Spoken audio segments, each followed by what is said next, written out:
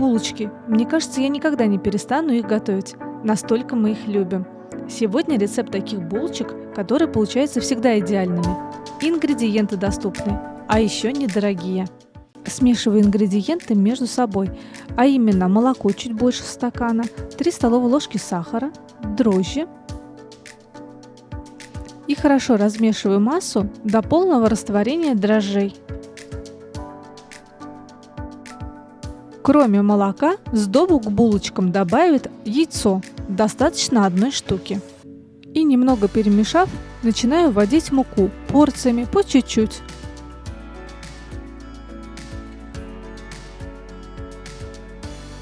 Соль, мой любимый молотый кардамон. Если вы никогда не добавляли кардамон в тесто, очень вам советую. Оно очень ароматизирует его и придает шикарнейший вкус уже готовой выпечки.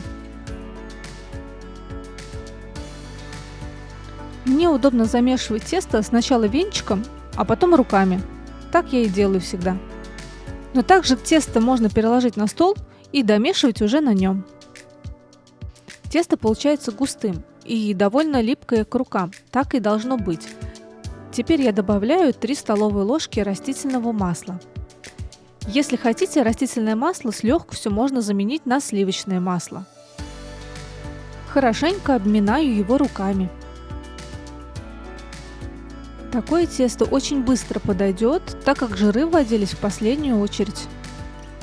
Посмотрите, вот такое тесто получается. Мягенькое и очень податливое. Убираю его в миску, где месилось тесто. Сверху немножко присыпаю мукой. Накрываю целлофановым пакетом. И для большего сохранения тепла я всегда еще сверху накрываю вафельным полотенцем. Начинку для булочек сегодня буду готовить из яблок. У меня здесь 900 грамм. Снимаю кожуру с яблочка, убираю сердцевину и нарезаю его мелким кубиком. На разогретую сковороду всыпаю 3 столовые ложки сахара, добавляю сок от половинки лимона и всыпаю яблоки. Для аромата к яблокам я всегда добавляю немного ванилина, пол чайной ложки корицы и цедру лимона. Яблоки обильно начинают выделять сок, но по мере тушения он полностью испарится. Такое тесто просто отлично поднимается. У меня на это ушло чуть больше часа. И начинаю все тесто делить на порционные кусочки.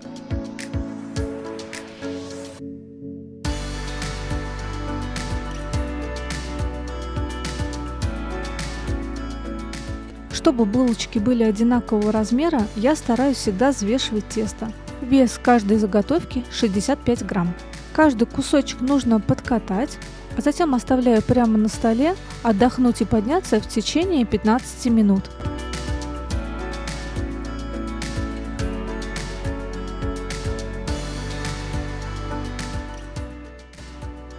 И вот теперь начинаем формировать наши булочки.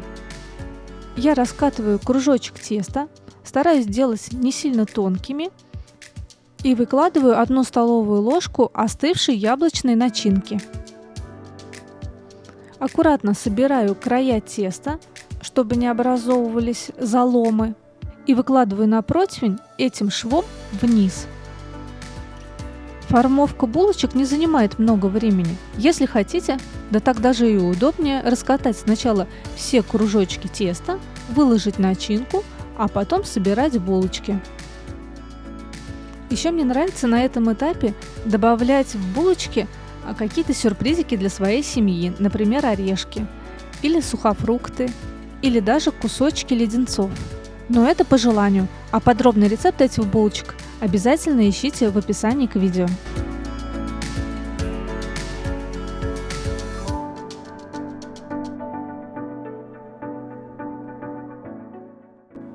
Такие булочки я не смазываю, а лишь слегка посыпаю сверху молотой корицей. Теперь выпекаю в духовке при 190 градусах 20 минут. Какие булочки красивые получаются, ведь правда? Мы их очень любим и в сезон яблок печем очень-очень много. Я вам искренне рекомендую их попробовать. И если будете их готовить, оставляйте ваши довольные смайлики в комментариях.